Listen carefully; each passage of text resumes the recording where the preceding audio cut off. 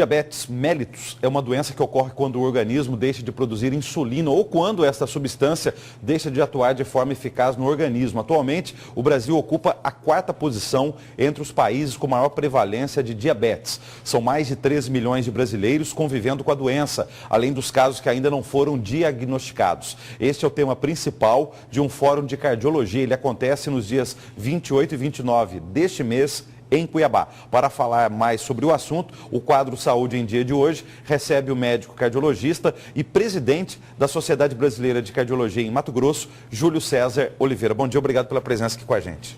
Bom dia, Antônio Carlos.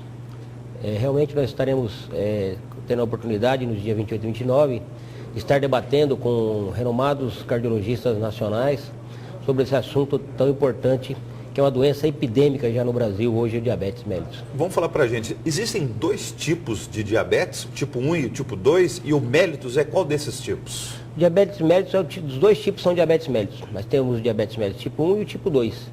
Então, o tipo 1 é uma doença mais comum em pessoas mais jovens, e o tipo 2 em pessoas de maior idade. E o diabetes tipo 2, ele tem uma característica de ser herdado, e tem uma tendência genética de pai. Se o pai tem, o filho também tem a tendência de ter essa diabetes. Agora, situações da vida, quer dizer, a pessoa, em momentos de estresse, dificuldades, pode adquirir o diabetes? Pode se tornar uma pessoa diabética ou não? O estresse, ele predispõe também a diabetes, até porque a pessoa que vive no ambiente de estresse, ele tem outros fatores de risco também, além que é a hipertensão, e esses fatores de risco associados ao diabetes. O estresse também é um fator, pode levar a doenças coronarianas, doenças do coração ou a derrames cerebrais, que por isso a importância tão grande de você controlar o diabetes adequadamente. Explique pra gente no organismo humano o que acontece com a pessoa que tem diabetes e aí faça a comparação com a pessoa que não tem o diabetes. O que a pessoa saudável produz que a pessoa com diabetes não produz? Então, a pessoa que tem diabetes, ela tem uma dificuldade de manter o nível adequado de glicemia, e essa glicemia, que é o nível de açúcar alto no sangue, predispõe à formação de placas nas artérias, ou seja, a formação dessas placas leva à obstrução da irrigação de alguns órgãos importantes, como os rins, o coração e o cérebro, podendo levar às consequências graves, como a insuficiência renal, levando a diálise, levando a infarto agudo do miocárdio, levando então o paciente a ter insuficiência cardíaca e viver com a situação limitada devido à falência do coração, e pode levar também, predispõe à formação de placas nas artérias do cérebro, levando ao derrame.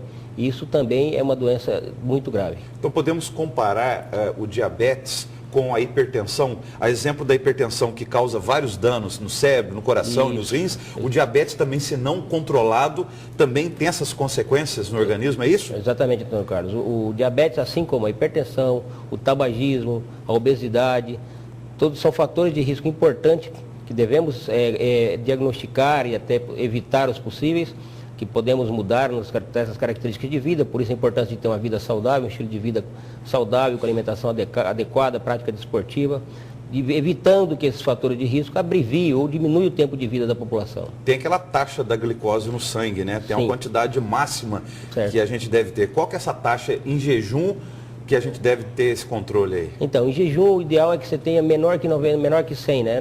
Até 99 é considerado ideal, normal. Agora, acima de 126 já pode ser considerado um diabético, né? Então, a taxa ideal de glicose no sangue é até 100 miligramas por decilitro. Ao descobrir isso, o que a pessoa deve fazer? Ela deve procurar qual tipo de profissional de saúde para começar o tratamento? Então, o ideal é que a pessoa faça um teste, né? Sempre é ideal que faça um teste, dosar a glicemia, colher o sangue e ver quanto que está a glicemia. E a partir do momento que isso pode ser feito em qualquer policlínico, qualquer bairro, é uma triagem, né, com qualquer clínico geral.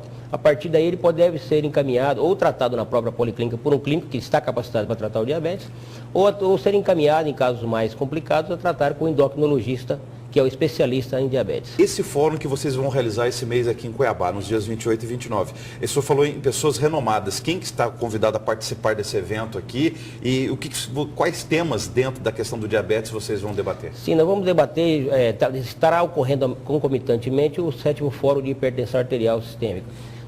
Estarão presentes especialistas em endocrinologia e cardiologia, e o fórum é destinado a médicos especialistas em cardiologia e endocrinologia, além de residentes, alunos de medicina, especialistas em clínica médica e todas as áreas afins, inclusive profissionais de enfermagem e nutrição, estão convidados para debater o assunto no que ocorrerá no dia 28 e 29. Quer dizer, é um trabalho multiprofissional da área de saúde. São vários profissionais que precisam cuidar dessa pessoa para que ela tenha o controle do diabetes, é isso? Sim, sem dúvida é um paciente com diabetes e hipertensão, é um paciente que envolve no seu tratamento não só profissionais médicos, como de outras áreas como nutrição e enfermagem também. E a gente olhando pelo Brasil, agora falando até de política pública de saúde, a gente tem muito, vocês médicos mesmo falam isso, nós temos muito uma medicina curativa no Brasil e não uma medicina preventiva.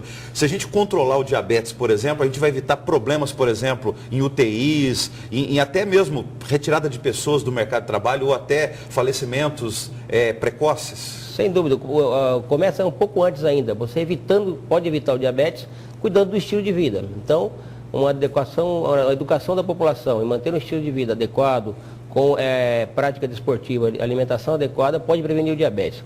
Prevenir o diabetes, você previne as consequências do diabetes, que são essas doenças graves que estão aí superlotando as unidades de terapia intensiva de nossa cidade, que hoje nós sabemos estão todas superlotadas, muitos desses com complicações advindas do diabetes e hipertensão arterial. E podendo ter sequelas, né? Eu queria que o senhor lembrasse para a gente, quando a pessoa não chega ao falecimento, o que acontece no caso do diabetes? Sem dúvida, as pessoas que têm um infarto ou que têm um derrame ou evoluem com insuficiência renal, eles vão ficar a vida toda ou fazendo diálise, necessitando às vezes até de um transplante renal.